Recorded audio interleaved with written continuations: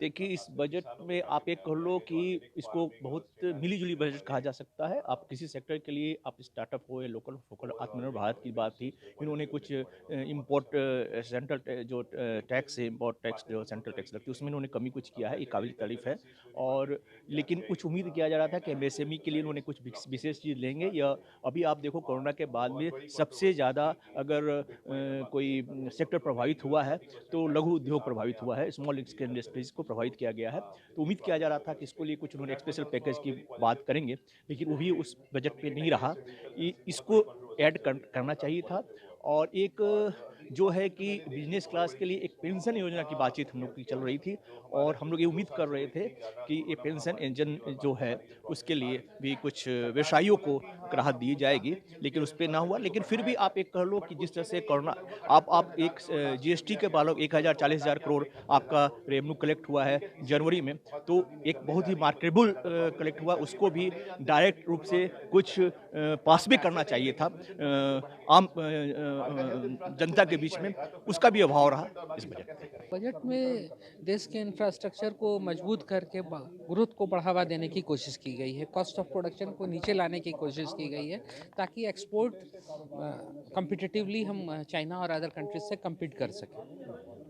और जो इंफ्रास्ट्रक्चर या जो एम्प्लॉयमेंट देखिए, जो इंफ्रास्ट्रक्चर बढ़ाने से, जैसे रेल की बढ़ाने की बात है, रोड बढ़ाने की बात है, कैपिटल एक्सपेंडिचर है, तो naturally cost of production down होगा। कॉस्ट ऑफ प्रोडक्शन डाउन होगा तो हम मोर कम्पिटिटिव होते जाएंगे, तभी हमारी औद्योगिक गति, पब्लिक का लिविंग स्टैंडर्ड बढ़ेगा। किसानों के लिए काफ़ी पॉजिटिव बजट है और खासकर जो ऑर्गेनिक फार्मिंग की बात करें या फिर जो सोलर एनर्जीज के लिए प्राइवेट सेक्टर्स की इंप्रूवमेंट की बात करें, तो ये सब काफ़ी पॉजिटिव प्रयास है। हाँ, मैं एडुकेशन में भी जो है सो ओवरऑल 85,000 करोड़ से बढ़ा के लगभग 92,000 करोड़ किया गया है, वो भी बहुत ही सराहनीय है, क्योंकि जितना ज़्यादा एक्सपेंडिचर और एजुकेशनल इंफ्रास्ट्रक्चर बढ़ेगी कंट्री, उतनी तेज़ी से आगे इम्प्रूव करेगी। जो सबसे बड़ी प्रॉब्लम्स मैंने देखी है, वो देखा कि अभी हेल्थ केयर इंफ्रास्ट्रक्चर हम लोग सोच रहे थे कि जीडीपी का ओवरऑल अप टू 3% तक गवर्नमेंट हेल्थ केयर इंफ्रास्ट्रक्चर को, हेल्थ केयर एक्सपेंडिचर को बढ़ा लेगी। बट ओवरऑल मैं काफ़ी डिसहार्टेंड हूँ। मैं खुद डॉक्टर हूँ, डॉक्टर अभिषेक नामादीन। लास्ट ईयर जो हेल्थ केयर की जो एक्सपेंडिचर थी, वो थी हमारी लगभग 78,000 करोड़, 78,000, 78.9, मतलब 79,000 करोड़, जो कि घटा के 71,000 करोड़ कर दिया गया। मैंने देखा फाइनेंस मिनिस्टर ने बोला है कि सी wants health care infrastructure improve करे, और जो प्रॉब्लम्स हमने लास्ट 2 साल में देखी कोरोना में, ये urgent need of the time hour है कि हेल्थ केयर इंफ्रास्ट्रक्चर इंप्रूव करें, ये फैक्ट है। बट क्वेश्चन ये कि अगर आप एक्सपेंडिचर रिड्यूस कर दोगे तो कैसे इंप्रूव करोगे? ठीक है, तीसरी वेव अभी जाने वाली है, ज़्यादा प्रॉब्लम्स नहीं हो रहे हैं, लेकिन अगर भगवान न खास्ते अगर चौथा वेव अगर आता है, तो with reduction of the amount of money, हमारे पास में जो इंफ्रास्ट्रक्चर हम लोग सारे के सारे एक्सपोज्ड हो गए थे, क्या होने वाला है? कैसे हम कर आप पैसे नहीं दोगे, इंफ्रास्ट्रक्चर इंप्रूव कैसे करेगा? जहाँ बातें चल रही थी कि इसको इंक्रीज करके अप टू 3% ऑफ जीडीपी किया जाए, मैं काफ़ी डिसहार्टेंड हूँ जिस हिसाब से हेल्थ केयर को नेग्लेक्ट किया गया है। दूसरी चीज़ें जो मैंने देखी कि बहुत सारी लगभग 300 प्रोडक्ट्स को अ,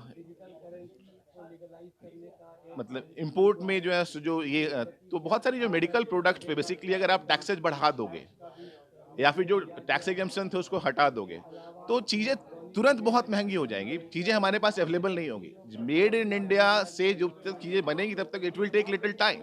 अभी के टाइम में इट्स ए क्राइसिस टाइम, तो अभी के टाइम में हमें सस्ती मेडिकल इक्विपमेंट्स चाहिए, उस पर भी ध्यान देने की ज़रूरत है बेसिकली, कि चीज़ों को अभी के टाइम में खासकर कुछ समय के लिए कैसे हेल्थ केयर को ज़्यादा से ज़्यादा लोग तक पहुंचाया जा सके, हेल्थ केयर इंफ्रास्ट्रक्चर को कैसे बढ़ाया जा सके, हेल्थ केयर को कैसे सस्ता किया जा सके।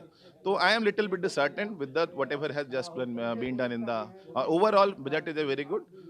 अगर कुछ चीज़ों को छोड़े तो लगभग सबको लेने एक साथ में लेने का प्रयास किया गया, खासकर किसानों के लिए काफ़ी अच्छा प्रयास था।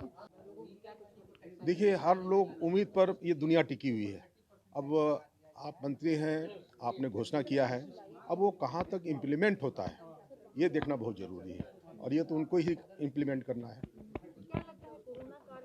हाँ, जहाँ तक आपने ये कहा कोरोना काल की बात, वैश्विक महामारी के कारण पूरा देश, पूरा विश्व त्रस्त था और अब हम इस पर कहीं कुछ हद तक नियंत्रण करने जा रहे हैं। और आपने सुना होगा कि पूरे विश्व में तहलका मचा हुआ था कि कोरोना की दवाई कौन देश बनाएगा, सब पीछे रह गए और भारत ने वैक्सीन और कोविशील्ड बनाकर लोगों को काफ़ी राहत दी।